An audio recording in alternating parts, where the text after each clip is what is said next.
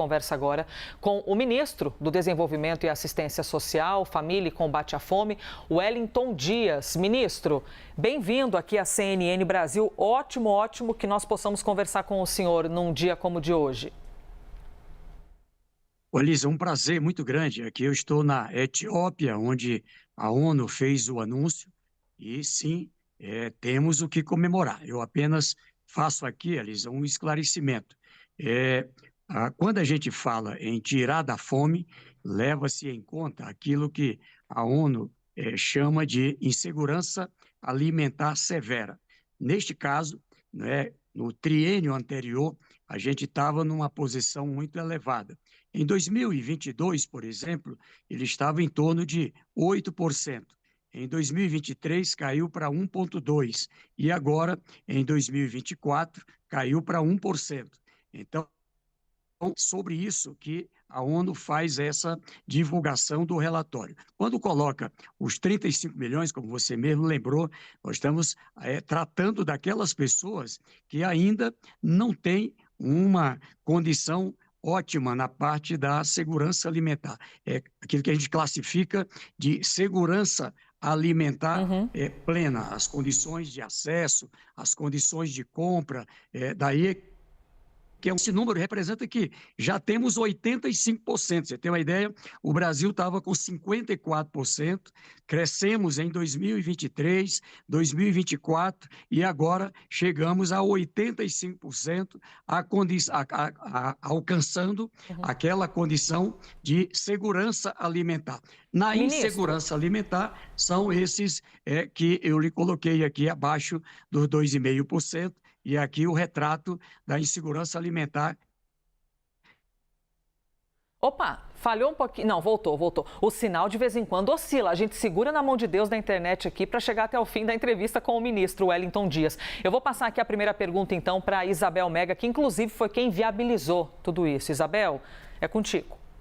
Oi, ministro, bom dia. Muito obrigada por estar aqui com a gente. É claro que todo mundo celebra muito esse dado, com a consciência de que a gente ainda tem um caminho longo pela frente.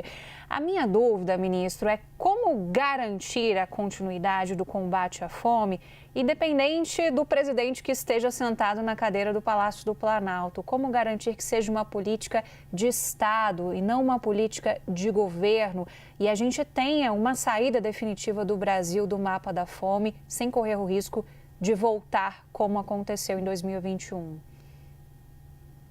Ô, Isabel, olha, muito boa a sua pergunta. E aí eu já tratando sobre um ponto que a Elisa colocou de grande destaque, a transferência de renda, um programa, aliás, vi ali, o Brasil deve muito ao nosso querido Graziano, que foi presidente da FAO, a criação ali do primeiro momento do Fome Zero e trazendo esse caminho da transferência de renda. Veja que, independente de governo, há essa condição da transferência de renda, onde, é claro, o mais longevo período tem o nome de Bolsa Família, mas ali mesmo, quando terminou o mandato do presidente Lula, a presidenta Dilma, com o presidente Bolsonaro, se manteve transferência de renda e ele, sim, diz o relatório, tem efeito. A mudança que fizemos em 2023, ela vai numa linha que o presidente Lula tem cobrado. Ele, todos sabem, a prioridade que dá, que é garantir como que temos um modelo em que, independente de governo, as pessoas não voltam mais para a extrema pobreza. Pois bem, no modelo que aprovamos, entrou no cadastro único, entrou no Bolsa Família, porque tem uma renda ali abaixo de R$ 218, cerca de $40, é um padrão mundial per capita. E ali ganha o direito ao Bolsa Família. E quando começa a trabalhar, e a gente está estimulando, já são 17 milhões de pessoas trabalhando, 98% das vagas de emprego, 24, para dar o exemplo, é do público do Bolsa Família e do Cadastro Único. Pois bem, agora, quando eleva a renda, ele tem uma regra de proteção que paga a metade por até um ano e, quando sai da pobreza, sai do Bolsa Família, mas não sai do cadastro. Em algum momento, perdeu o emprego, por exemplo, já volta automaticamente, sem fila, para o Bolsa Família. O Bolsa Família passa a ser um proteção. Mas é claro, como você disse, e o próprio presidente Lula tem nos cobrado, nós vamos lançar uma etapa do Plano Brasil Sem Fome e o objetivo é alcançar quem ainda não alcançamos. Nós temos aí abaixo de 4 milhões de pessoas que precisamos alcançar e, com certeza, muito trabalho pela frente.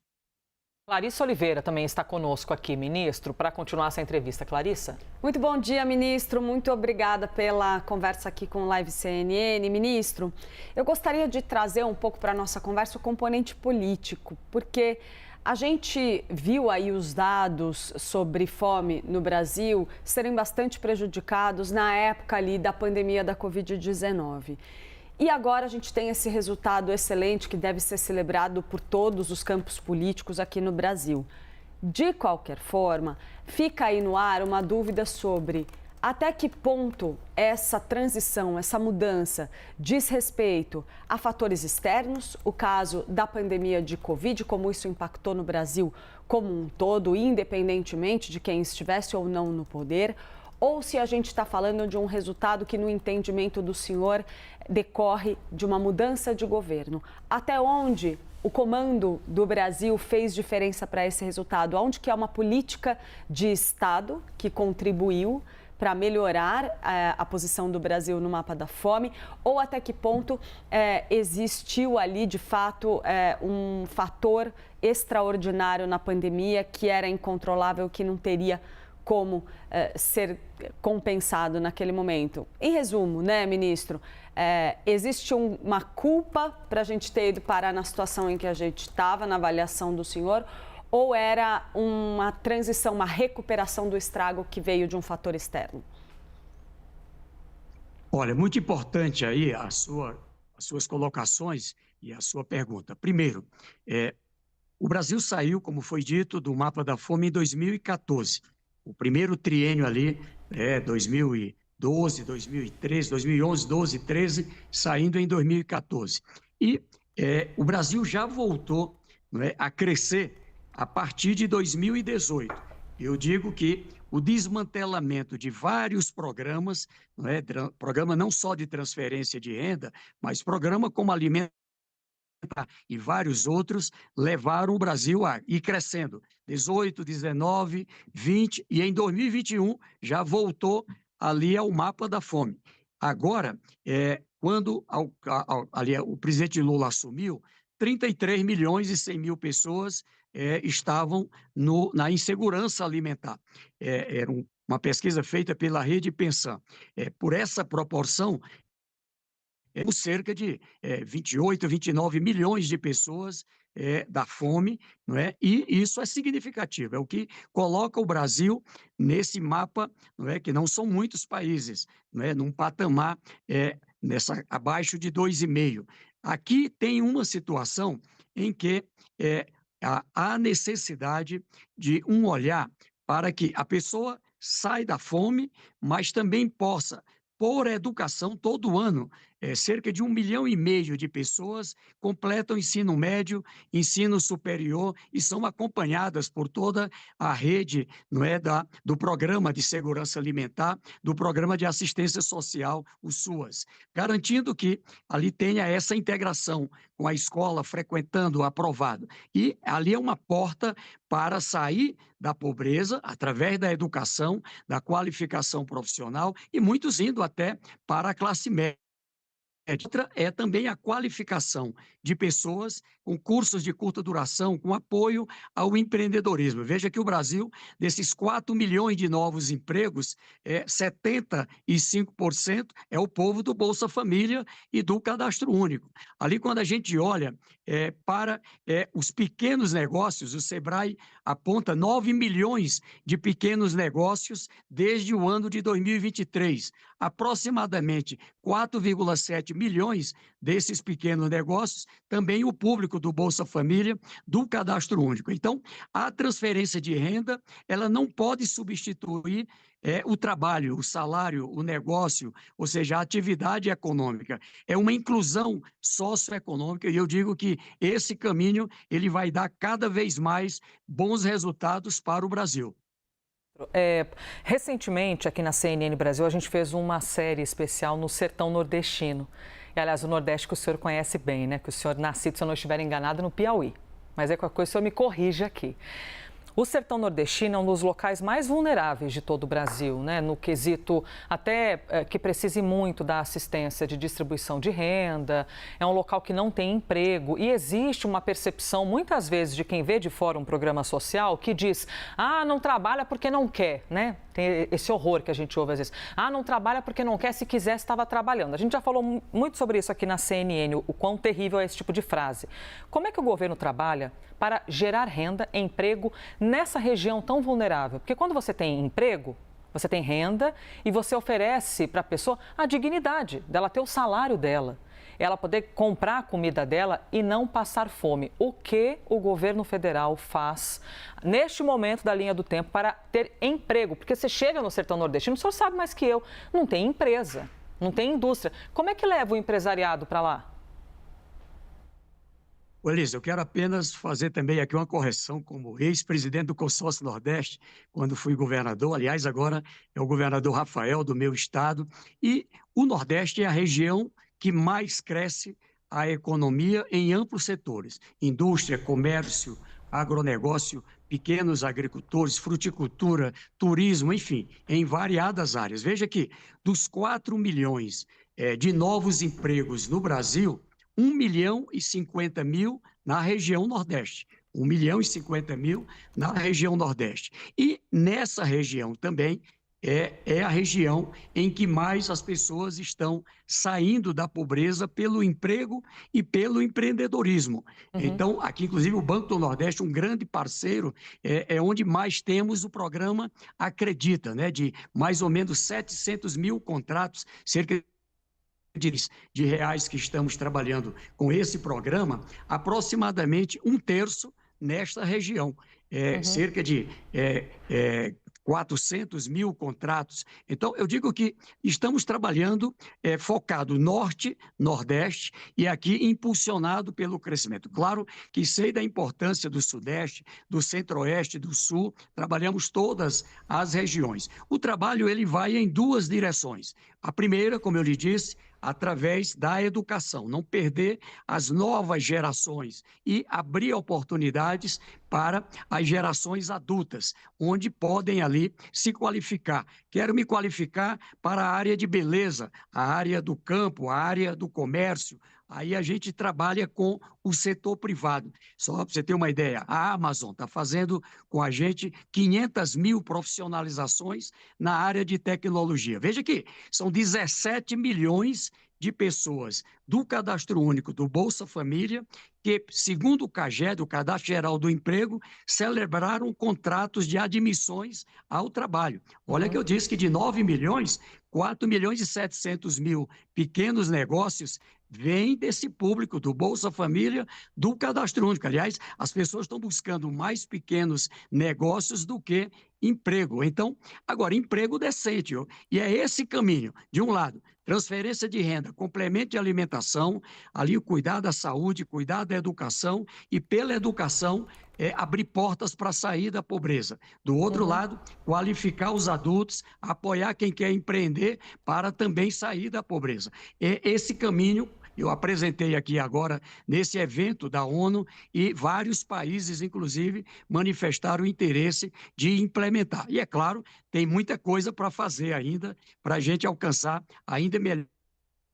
Mas o social, aqui junto com o ministro Fernando Haddad, o ministro Geraldo Alckmin, com os vários ministérios, estamos trabalhando sob o comando do presidente Lula, o social como parte estratégica do próprio desenvolvimento econômico. É o PIB dos mais pobres ajudando a crescer a economia brasileira. É esse caminho que queremos trabalhar para o Brasil ser um país com uma grande classe média.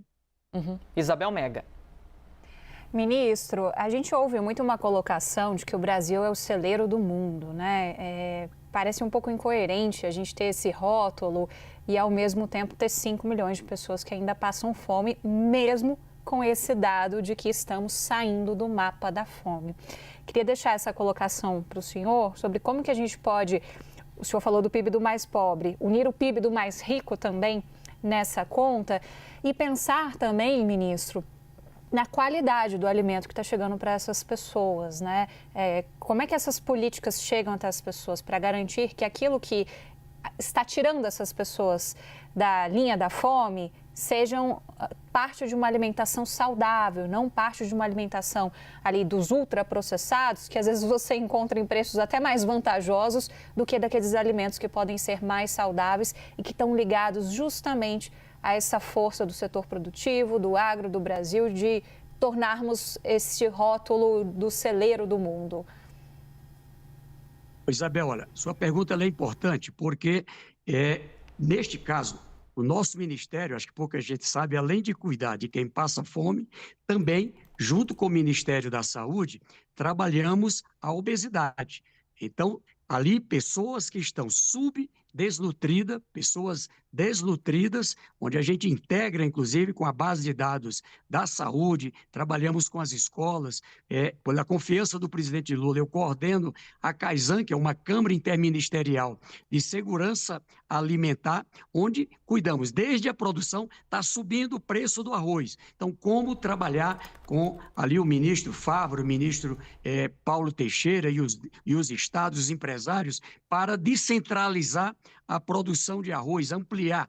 E isso está dando impacto. Veja que a inflação, que é um problema do mundo, no Brasil, que chegou a subir ali no final do ano passado, começo do ano, ela estabilizou e o preço do alimento agora, inclusive, reduzindo. Mas também alimento saudável, como você lembra, porque para combater a desnutrição não é só encher a barriga, a necessidade de uma variedade de alimentos, alimentos com qualidade, levando em conta os costumes de cada região. Então, esse trabalho, ele vai desde a alimentação escolar, alimentação nos hospitais, alimentação das Forças Armadas, alimentação em cada uma das unidades e o acompanhamento da qualidade do alimento produzido, cada vez com menos agrotóxico, ou seja, garantir bioinsumos. O Brasil está com uma política de estímulo a bioinsumos, não é? Então, esse caminho, sim, nós vamos trabalhar e, veja, eu comemoro, não é, essa vitória, porque, de um lado,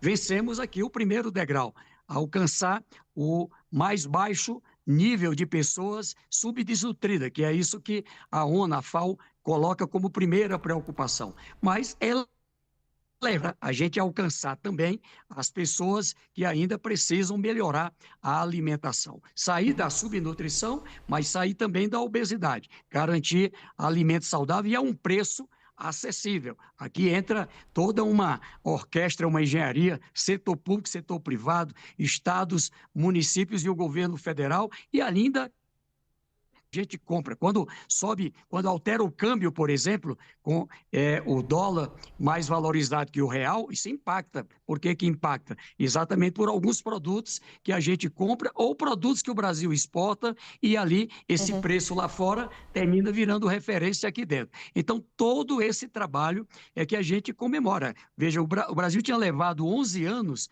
lá atrás para sair do mapa da fome. Era um recorde no mundo. Agora, 2 anos. Então, o presidente Lula, com certeza, é um presidente que colocou ali os pobres na prioridade, os pobres no orçamento, como ele diz, mas também quer a inclusão socioeconômica e é isso que nós vamos trabalhar com muito mais força.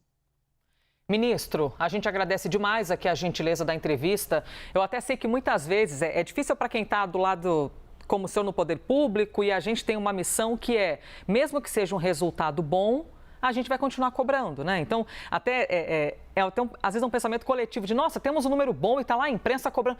Mas é sempre a nossa missão, faremos isso. E eu sei que o senhor também que está envolvido no dia a dia dos seres humanos aqui no Brasil, também está conectado com essa necessidade, porque temos de celebrar, é verdade. Esse verbo celebrar não pode ser tirado da nossa fala, porque reduzimos. Mas a gente vai continuar exigindo aqui a luta pelo zero, para que nós não vejamos mais os nossos brasileiros passando por qualquer insegurança alimentar. Obrigada demais, ministro, pela entrevista. Agradeço a Elisa aí, agradeço a Deus também, porque, veja, assim como essa missão de tirar o Brasil do fome e da pobreza, também a democracia. E a imprensa tem, sim, um papel extraordinário e nós valorizamos.